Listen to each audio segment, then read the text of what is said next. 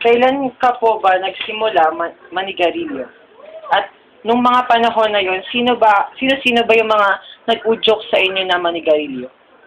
Sa akin, 14 years old pa lang ako, nag-start na ako. Barkada, high school, classmates.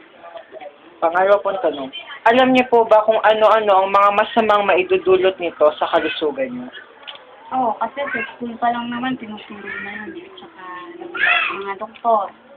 Magbigay po ng mga halimbawa na mabubuting maidudulot nito po sa kalusugan niyo.